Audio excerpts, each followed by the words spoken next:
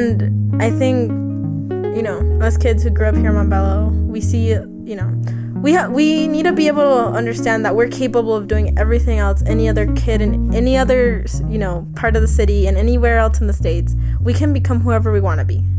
We can become entrepreneurships, lawyers, doctors, nurses, anything. We can be whoever we set our minds, to be.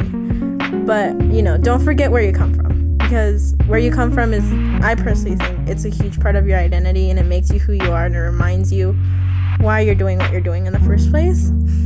So always, we're from Montbello. Don't forget that. And that was my sister Sandra, and this is a Voice of Montbello podcast.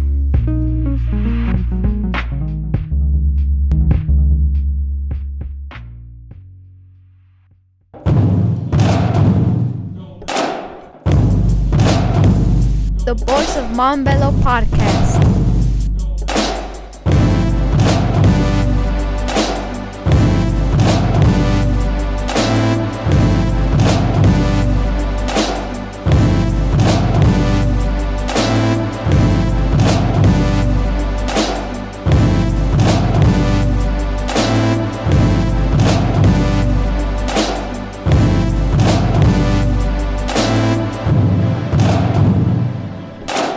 Welcome to the Voice of Montbello podcast. Today we will be interviewing my sister Sandra. My sister is inspiring and hardworking. She has 2 jobs and goes to college. She will be the first to go to college in her family. Hello Sandra, thank you for being in our podcast today. thank you for inviting me. Okay, let's start with the first question. When did you realize college was an option? It's really weird because it was between 5th grade and 6th grade, that transition in between. That's when I actually realized, I can go to college and I will go to college, it wasn't like an actual, it wasn't something we talked about a lot before. So I didn't really know it was an option until, the end of 5th grade going into 6th. Yeah. What motivated you to go to college? I would say my biggest motivation to go to college definitely has to be our parents. I think the fact that they came from Mexico and immigrated to the United States, and they gave up the little they had in Mexico to have nothing here in the United States pretty much, and they sacrificed so much for not only you and me but Karen as well to have an education, to be, what they couldn't achieve in Mexico. And that definitely is what keeps me going and what motivates me. I have to get an education because they sacrifice so much, What are the challenges of being an Afro-Latina? I think some of the challenges are in general, you don't hear Afro-Latina a lot. You hear you're Hispanic, you're white, you're African-American, but you don't really hear Afro-Latina. And yes, we're Hispanic, but Afro-Latina, it's a little different because we have African roots, it's not something that's really talked about a lot either. And so it's very hard to kind of identify with it because you want to make sure you can't just say you are this without knowing, you have to there's a little bit of research in a way. So it took a lot of research and finding out where our family came from first before anything, because you want to know who you are. And I think the biggest difficulty is getting there and identifying as Afro-Latina, if that makes sense. So we went up for a 4th of July to the mountains with family, and our family over there, we have a lot of family in the mountains, so they're really connected and they're really in touch with our culture. But us being here in Denver, we're the only ones here, so it's kind of hard. And so we went up there, we were watching a movie about slavery and different things like that people of color go through. And I was young, and so I asked my cousin, I was like, why are we watching this? He's like, this is part of our history, this is who we are, you're not just Mexican, you have African roots. So that's kind of where it clicked for me. I was like, what? We never talked about this. When did this happen? And that's when it kind of clicked for me. Oh, and my mom also told us that my great-grandfather came from Africa. And, he traveled to Mexico in a boat, but, kind of, crashed. And then from there, he went to Mexico and, met my grandmother. Great-grandmother? Yeah, and, that's how also are, our roots. with African and Mexican. We're like Afro-Latinas. Mm-hmm. Yeah. I don't know, because like sometimes like people just like they know like I'm Hispanic and they don't know that side of me. So sometimes I just feel like I'm just Latina, not Afro-Latina, but I actually know that I'm Afro-Latina. It's just like a part of me that nobody knows, so it's just like hidden. I think it's hard because people, if you look at me, people, they're like, oh, you're Puerto Rican, or, you know, you're from everywhere else except Mexico. Or, you know, I've had people think that I don't even speak Spanish, which actually it's my first language. I didn't even speak English until I was like in first grade. So it's really difficult because I don't fit into what we typically consider, you know, African American, Hispanic, or even Afro Latina, because I'm a mixed. I'm mixed. I have everything. I'm Afro Latina, and I can't just. It's impossible that I fit into just one category, pretty much. I don't feel like I'm not accepted, but I don't feel like I fit in, if that makes sense. Yeah. I think it is as both. And it's fair and unfair, because some part it's unfair because people like judge me for being like different stuff, or like they won't believe I'm part. They won't like let me in and like being African. They're like, no, you're not. Or like they'll be like, you're Latina, you're not. Only your parents are, not you. Or they're like, just like, you don't fit in any of them. Because you're born here, but your parents are from different places, but they're like part of me too. So I just feel like it's unfair, but sometimes I feel it's fair because like my friends, like they're the same as me and they like accept me for who I am. So that's the only like part where I feel accepted, like when I'm with my friends and like my sisters, because I feel like I'm accepted with them, but with nobody else I just don't feel comfortable. I wouldn't say it's unfair, but I also wouldn't say like it's fair. I just think a lot of accepting who you are is, again, you. I don't think it has to go with like I don't think other people have to accept who you are. You have to accept who you are and be proud of it, because at the end of the day it's who you are and it's not who anybody else is, you know. So yes, I think it's a bit of a struggle sometimes having to like explain to people all the time, like, yes, I'm Afro-Latina. Why? Well, look at my curly hair. Or, you know, my great-grandfather, he was a slave. He was in a ship, and it's staying on the coast of Acapulco, and my great-grandfather survived, and that's how he met my great-grandmother, you know? So sometimes it's having to go back into history and having to tell people, like, the story behind it. But sometimes I just don't have, like, I wish I didn't have to just go back and tell them, like, yeah, this is what happened. This is why I'm who I am. Like, as long as I've come to the point where, like, as long as I'm okay with who I am good, and I am proud of who I am, and I don't feel like it's unfair or fair. I just think it's who I am, and if other people accept it, great, and if they don't, well, they don't, you know, like, I can't really make them think it's fair, you know, or anything, you know. Have you been discriminated before, and how did it feel? I think the simple and short answer is yes, but I think discrimination is a thing. Well, we all know it's not right, but it's sad to say this, but like in a way, like it's become something that we know isn't right, but we also don't, it's not out of the ordinary. So it's hard to pinpoint a time where I have felt discriminated, and you know, like it sucks because it shouldn't be that way. But I mean, like, it's happened to me at work. It's happened to me in school. It's happened to me just in public in general, just on the bus or on the train. So it's tough because, yes, I have, but I also haven't completely taken it out and be like, yes, I've been discriminated, you know, because it's something that's happened more than once. So I work as a cashier, and I was, you know, checking people out. They were buying their stuff. And I said, who's next? I can help. Who's next? And this lady comes up. And I'm like, hello, do you find everything okay?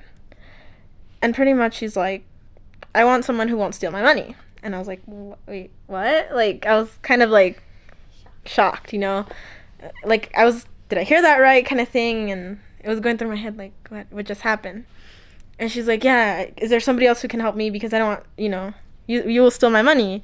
And and so I was like, I guess I can call the manager. So like I radioed my manager, and like I was like, oh yeah, well, my manager was kind of like, she's not Hispanic, but he was like, you know what, she can wait. If she's gonna be like, she said it like, she's gonna be like that, she can wait. And so I was just like, well, you're gonna have to wait. And then she's like, well, I want to speak with the manager. So pretty much the manager never showed up. Pretty much she just like let her wait. But that was a time I can pinpoint and kind of felt discriminated against, because she didn't know me, she didn't know anything else about me, but she looked at me, and that was all she had to say.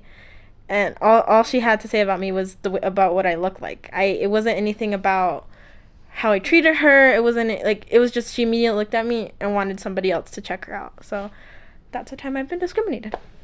What is the most challenging thing in your first semester of college? Do I have to choose just one? Just kidding. I think definitely having to find a balance. I think I've heard, like, before going into college, like, a lot of my teachers would tell me time management is key.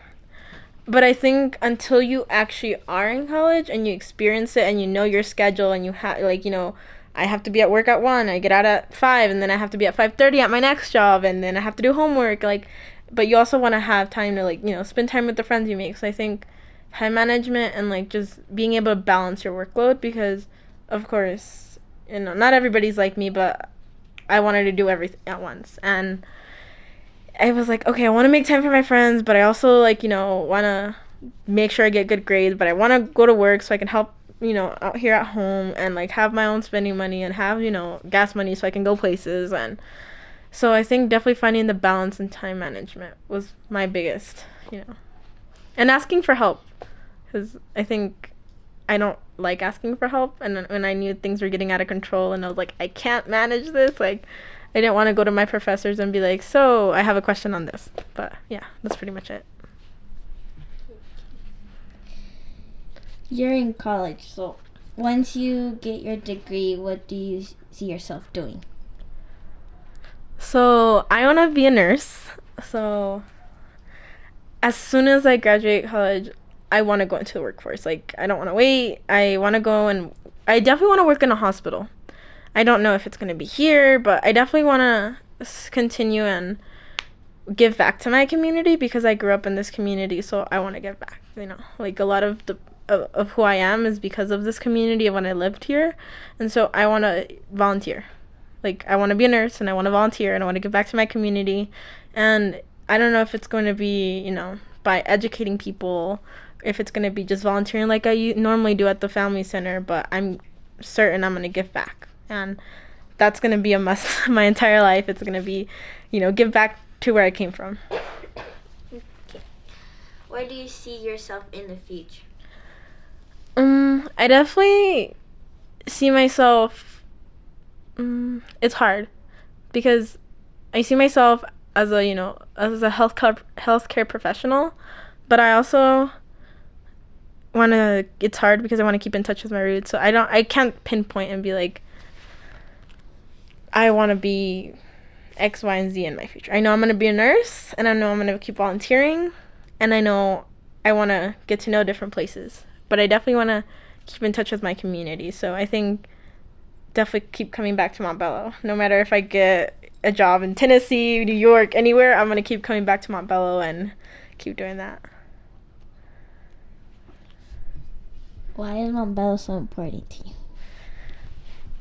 So when we moved here, our family struggled a bit, and it was hard because even though Dad had a job, Mom didn't, and we were in a completely new place, and we met so many people here that helped us in that transition from moving from North Carolina to Colorado, and we just found a lot of help in this community. And that's literally where I found, like, Montbello to me is the definition of community, because it's where you see people come together and learn and grow and help each other out. And so it's definitely the community that set an example on how to be a community, but also how to give back. Because like, I saw people give out a helping hand. I also saw people who needed help, and I found ways that I could give back. So that's why Montbello is important to me. It's home, and it's where I grew up, and it's a part of what made me who I am.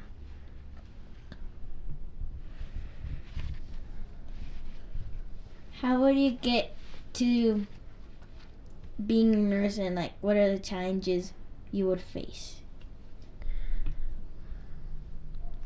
So I think you don't see a lot of people of color in the healthcare field. You see everybody but yourself. It's really weird because I did a lot of internships, and I was in the hospital setting a lot, and so you don't see a lot of people of color. And when you see people of color doing something that you want to be, it encourages you and it motivates you. Like, yeah, if he can do it, I can do it. If she can do it, I can do it. But when you see a lack of people of color in the career field you choose, it's kind of like, it kind of sort of seems like Mission Impossible in a way, because it makes you question, why couldn't they do it? And it's not that a person isn't capable of doing it. It's just that it's more challenging for us as people of color because, sometimes we can come from low-income neighborhoods. College is expensive. And even though there's scholarships, sometimes you struggle, to meet the grade point average, or, so it's really tough, and sometimes you just have to work in order to help out at home. And sometimes not everybody gets to stay in college. So just knowing those things, it's a little bit tough because, in a way, being a person of color, you sometimes have the odds more against you than you do towards you. There's a lot of people betting out there, they're not going to make it. And so definitely proving them wrong is the biggest, challenge that I have there, because I want to continue going to school, and I'm really motivated and passionate about going to nursing. But I also know that I have so many things that I can help out at home if I worked full time instead of going to school, There's so many things, I could be saving for your college instead of spending money. So, we want to, it has a lot to do with, you want to help family out, but, if you help your family out in the long run, you'll help them out more if you stay in college. But you also know that you need things now. So it's kind of that challenge that we have, that you can wait and help out later, or you can help out now, but there's some sacrifices that have to be made, So I think I don't know if I answered your question, but there you go. That's my answer. What was life like in Montbello as a kid? See, it was a lot different than now, because I think when I was in, I moved here when we were in 3rd grade. So Montbello was changing. It was changing. I would say definitely changing for the better, but it was a time where even us kids who lived here in Montbello didn't have the best, image of Montbello. We didn't think the best of Montbello. So we were in a time, I want to call it more of a transition phase, from where we went from, I live in Montbello, to now where it's like, I'm in Montbello and we have all this, And it was definitely a time where we didn't love where we grew up in, but we had a community, but it was still we saw a lot of flaws in our community instead of seeing the good side of our community. So it was definitely fun because, everybody knows each other pretty much around here. It's not a super small community, but it's also not huge. So we know a lot of people here. And so it definitely was definitely was a time where you would see people coming into our community wanting to change it. And that was definitely difficult, because these were people that didn't live here. They weren't from Montbello, so if you're not from Montbello, it's you can't really understand what it's like being in Montbello, because Montbello is home, and so you don't want other people coming to your home and changing things for you. But I definitely think a lot of the things that happen here in Montbello were for the better, because as you can tell, when I went to McGlone and when you're in McGlone, they're two totally different schools, but it's still McGlone, It just got 100 times better. So I think it definitely was a transition period of a love-hate relationship with your community to a community that you love living in, and that you feel safe in, and that you feel like you can grow and, be encouraged in, for sure.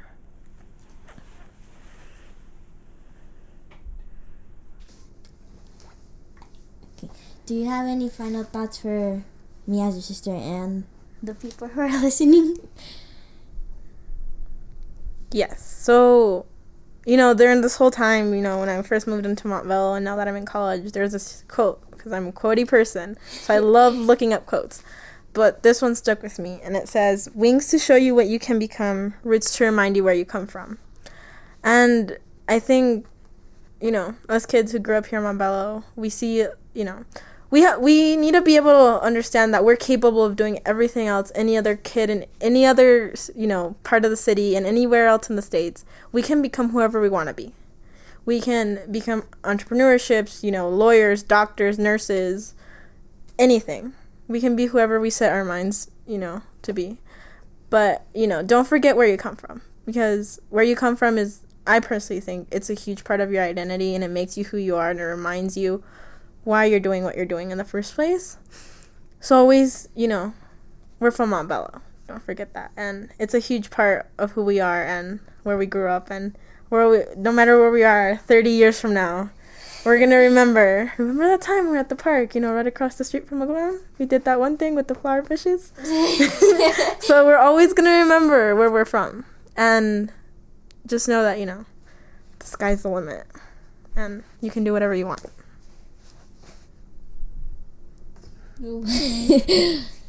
Thanks for that, and thank you for being in our podcast and saying what you think of our community and being an inspiration to other people. Thank you for having me. I really enjoyed it.